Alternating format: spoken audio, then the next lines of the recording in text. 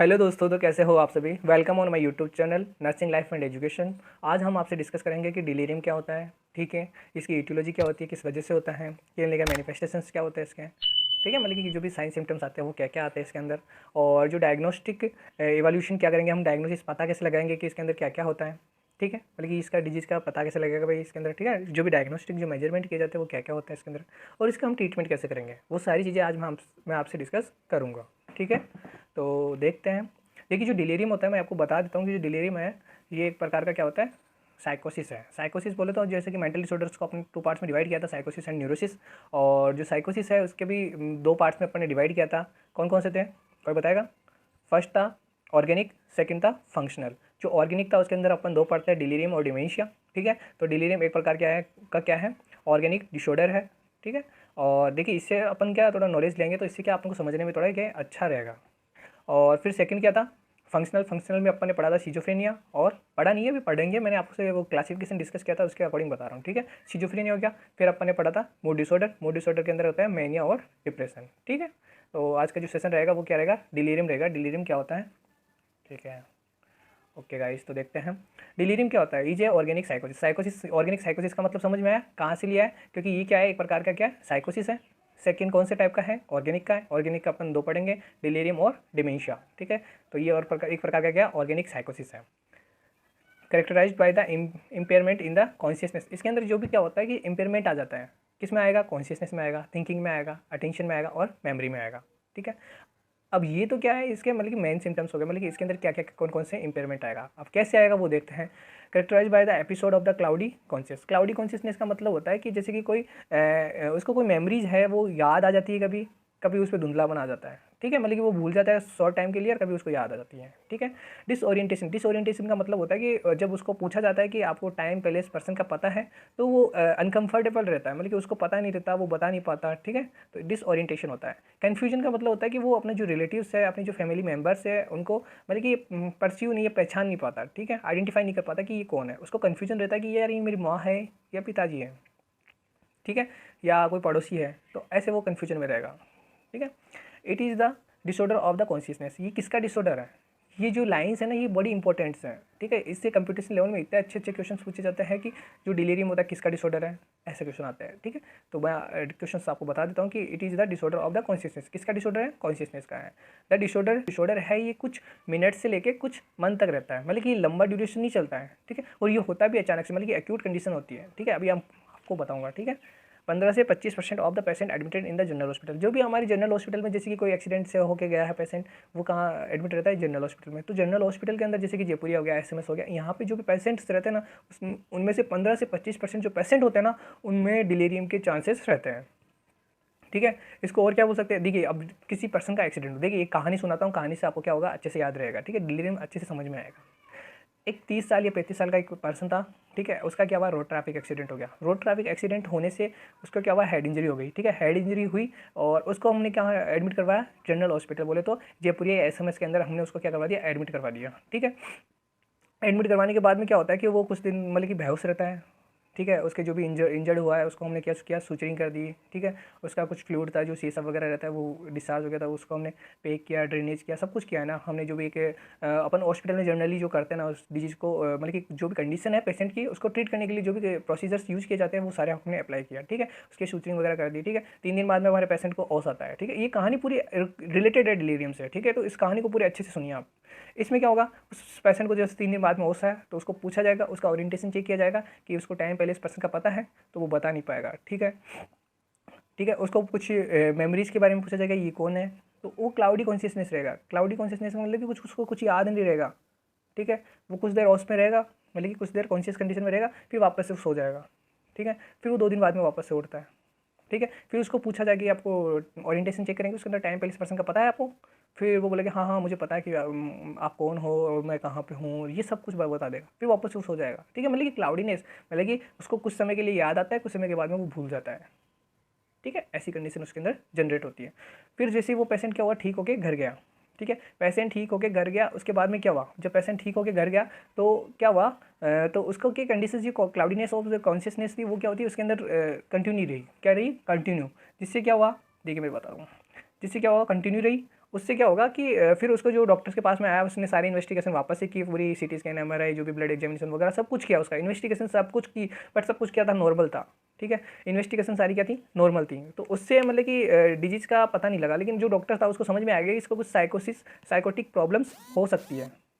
ठीक है, मतलब कि उसको क्या हो सकती है, साइकोटिक प्रॉब्लम्स हो सकती है। तो उसने बोला कि एक बार आप है ना इसको साइकेट्रिक को दिखाओ, ताकि इसका अगर कुछ साइकेट्रिक प्रॉब्लम हो तो उससे ठीक हो जाए। क्योंकि हमारे जितने भी हमने चेकअप करने थे हमने सारे चेकअप कर लिए, और जितनी भी इन्वेस्टिगेशन होनी चाहिए थी हमने की।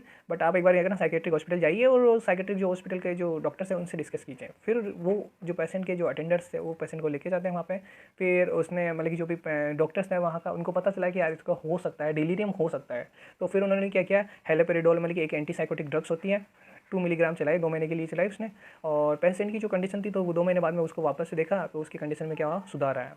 ठीक है, पहले क्या हो रहा था, उस पेशेंट का क्लाउडीनेस हो रहा था, मतलब कॉन्शियस क्लाउडीनेस हो रहा था, अटेंशन कम हो गया था उस पेशेंट का। ठीक है, मतलब अटेंशन कम हो गया था, क्लाउडीनेस और कॉन्शियस नहीं था। ठीक है, ये सारी चीज़ें उसके अंदर प्रेजेंट थी। बट उसके जो सारे सिम्टम्स थे वो धीरे धीरे क्या हो रहे थे, ठीक हो रहे थे, धीरे धीरे ठीक हो रहे थे। किस वजह से हो रहे थे, वो अपने हेलोपेरिडोल एंटीसाइकोटिक ड्रग्स दी थी, इस वजह से उसका क्या हुआ, ट्रीटमेंट हुआ, उसको सही हुआ। और ही 6 महीने के अंदर ही, मतलब कि 3 महीने के 2 महीने के अंदर वो क्या ठीक हो गया। मतलब कि लो पीरियड ऑफ टाइम होता है इसका अंदर। ठीक है, और ये रिवर्सिबल होता है। रिवर्सिबल का मतलब होता है ये ठीक हो सकता है, जबकि जो डिमेंशिया होता है वो इरिवर्सिबल होता है। एक बार होने के बाद में डिमेंशिया को ठीक नहीं किया जा सकता, ओनली उसको क्या किया जा सकता है, बचा, मतलब कि उसकी जो सीवियरिटी है ना उसको कम किया जा सकता है। ये चीज़ ध्यान रखना। मैं अभी कुछ आपको अभी है ना डिलीरियम पढ़िए, आप डिमेंशिया जब पढ़ेंगे ना तो मैं आपको दोनों को कंपेयर करके अच्छे से समझाऊंगा। ठीक है, ओके। तो it is also known as acute confusional state होती है। ठीक है, एक्यूट ब्रेन सिंड्रोम भी बोलते हैं और इसको टॉक्सिक साइकोसिस भी बोलते हैं।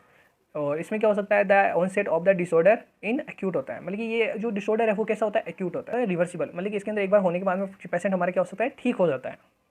फिर आता है duration of the disorder is 6 month, मतलब कि वो जो हमारा पेशेंट था 2-3 महीने तक उसको मेडिसिन चली, कौन सी, एंटीसाइकोटिक ड्रग्स दी उसको, तो उससे उसका ट्रीटमेंट हुआ, वो ठीक हुआ, उसको अच्छा लगने लगा, उसका जो कॉन्शियस क्लाउडीनेस था वो क्या हुआ, ठीक होने लगा, उसका टेंशन बढ़ने लगा वापस से। तो अब ठीक है, तो ये कितने महीने के लिए चली, 2 से 3 महीने के लिए चली। तो इसमें क्या हो गया, मतलब कि ये लो शॉर्ट ड्यूरेशन के लिए होती है। Duration of the disorder is the 6 month से कम का समय लगता है इसके अंदर। ठीक है, फिर आता है इटियोलॉजिकल फैक्टर्स। कौन कौन से इटियोलॉजिकल फैक्टर्स होते हैं, जैसे कि मेटाबॉलिक हो सकता है, एंडोक्राइन हो सकता है, ब्रेन रिलेटेड हो सकता है, अदर हो सकता है। ठीक है, और कुछ मेडिसिन की वजह से भी होता है। मेटाबॉलिक बोले जैसे कि मेटाबॉलिक एक्टिविटी, जैसे कि हाइपर पायरेक्सिया। हाइपर पायरेक्सिया का मतलब होता है बॉडी का टेम्परेचर बढ़ गया, उस वजह से हो गया।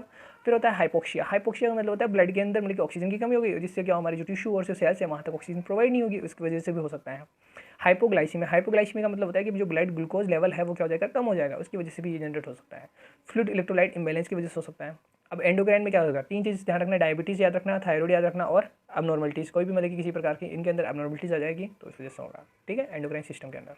फिर आता है ब्रेन रिलेटेड, जैसे कि ब्रेन रिलेटेड जैसे कि उसका एक्सीडेंट हुआ था तो उसमें क्या हो गया, हेड इंजरी हो गई थी उसको, मेनिंजाइटिस हो सकता है। ठीक है, ब्रेन ट्यूमर हो सकता है, एनसिफिलाइटिस हो सकता है, और ब्रेन सर्जरी, मतलब कि कोई भी प्रकार की ब्रेन सर्जरी हुई है उसकी वजह से भी हो सकता है। ठीक है, फिर आता है अदर निमोनिया, सेप्टिसीमिया, मतलब कि ये भी अदर कारण हो सकता है कि निमोनिया हो गया उस पेशेंट को, इस वजह से भी उसके अंदर हो सकता है डिलीरियम। रोड ट्रैफिक एक्सीडेंट तो था ही, अपने देखा था। ठीक है, अब मेडिकेशन होती है, कुछ जो मेडिसिन होती है उनके ओवरडोज की वजह से हो जाता है, जिसके बेंजोडाइजेपिन हो गया, लोराजिपाम हो गया, ये क्या होता है, एंजियोलाइटिक ड्रग्स है। ठीक है, लोराजिपाम, क्लोनाजिपाम, ये क्या होता है, एंजियोलाइटिक ड्रग्स है। अब इनके अधिक यूज की वजह से भी क्या हो सकता है, डिलीरियम की कंडीशन जनरेट हो सकती है। फिर होता है ठीक है, देखिए जो अपन क्या करते हैं, जो साइकोसिस और जो न्यूरोसिस के जो पेशेंट्स होते हैं उनमें जो मेनली जो मेन सिम्टम्स होते हैं ना वो इनसाइड देख के अपन पता लगाते हैं कि पेशेंट के अंदर मतलब कि अगर इनसाइड परसेंट है तो इनसाइड अगर प्रेजेंट है तो उसको न्यूरोसिस में रखेंगे, और अगर इनसाइड एब्सेंट रहेगी तो हम उसको साइकोसिस में रखेंगे। ठीक है, ये ऐसे ही है, मतलब कि आप देख लेना। ऑर्गेनिक साइकोसिस क्या है, देखिए जो ऑर्गेनिक साइकोसिस होता है उसमें क्या होता है, विजुअल हेलुसिनेशन होता है, और जो फंक्शनल साइकोसिस होता है उसके अंदर होता है ऑडिटरी हेलुसिनेशन होता है। ठीक है, फिर देखते हैं क्लिनिकल मैनिफेस्टेशंस क्या क्या हैं। देखिए जो क्लिनिकल मैनिफेस्टेशन होता है, जैसे कि मैंने बताया था कि क्लाउडीनेस ऑफ द कॉन्शियसनेस रहेगी, मतलब कि ब्रेन फॉग रहेगा। ठीक है, धुंधलापन रहेगा, उसके अंदर डिसोरिएंटेशन रहेगा, एपिसोड ऑफ द कन्फ्यूजन रहेगा, एपिसोड ऑफ कन्फ्यूजन रहेगा, विजुअल हेलुसिनेशन रहेगा। ठीक है, फिर होगा उसका स्लीप अवेक साइकिल डिस्टर्बेंस रहेगी, मतलब कि उसके सोने जागने की जो साइकिल है वो क्या हो जाएगी, डिस्टर्ब हो जाएगी, उसको पता नहीं रहेगा कब जागना है कब सोना है। ठीक है, कंफ्यूज थिंकिंग रहेगी, वो हमेशा कंफ्यूज रहेगा कि यार ये कौन है, मतलब कि किसी भी थिंकिंग से वो क्या होगा, कन्फ्यूजन उसके अंदर रहेगा। लैक ऑफ अटेंशन, मैंने बताया था कि क्या बोलते हैं, उसकी जो अटेंशन है वो क्या हो जाएगी, कम हो जाएगी। ठीक है, फिर आता है डायग्नोस्टिक मेजरमेंट। डायग्नोस्टिक मेजरमेंट कैसे करेंगे, पहले उस पेशेंट की हिस्ट्री लेंगे कि उनके परिवार में कहीं पहले किसी को हो तो नहीं रहता, फैमिली हिस्ट्री वगैरह सब कुछ लेंगे उसकी, ठीक है। फिर आता है फिजिकल एग्जामिनेशन करेंगे उस पेशेंट का, फिर ऑल इन्वेस्टिगेशन वगैरह होगी, ठीक है, वो सारी चीज़ें करवाएंगे, ठीक है। इसके साथ ही हम देखेंगे मेंटल स्टेटस एग्जामिनेशन। देखिए किसी भी, देखिए साइकेट्री के अंदर मेन चीज़ होता है जहाँ डायग्नोस्टिक एवोल्यूशन किया जाता है ना, वो किया जाता है मेंटल स्टेटस एग्जामिनेशन के द्वारा, MSc बोलते हैं, ठीक है। ये इंपॉर्टेंट है, इसके ऊपर मैं अपकमिंग वीडियोज़ लेके आऊँगा, तो आप देखना उसके अंदर क्या क्या अपन चीज़ें देखते हैं, ओरिएंटेशन देखते हैं, कॉन्शियसनेस देखते हैं, ठीक है, इनसाइट देखते हैं पेशेंट की, सारी चीज़ें अपन डिस्कस करेंगे उसके अंदर। ट्रीटमेंट क्या होता है, देखिए इसका पहले तो क्या होता है, सिम्प्टोमेटिक जो ट्रीटमेंट होता है वो करना होता है। जैसे उसके अंदर कोई भी जैसे इन्फेक्शन हुआ तो एंटीबायोटिक्स दे दिया, हाइपोक्सिया है तो उसको ऑक्सीजन प्रोवाइड करवा दी, ठीक है, हाइपोग्लाइसीमिया है तो D5 D10 दे दिया, डेक्सट्रोज, ठीक है। और फिर फ्लूइड एंड इलेक्ट्रोलाइट इम्बैलेंस है तो फ्लूइड प्रोवाइड करवा दिया, इलेक्ट्रोलाइट्स उसके अंदर प्रोवाइड करवा दिए। फीवर है तो PCM दे दिया, ठीक है, पैरासीटामोल। और ट्यूमर है तो सर्जरी या रेडिएशंस या कीमोथेरेपी कर दी उसके अंदर।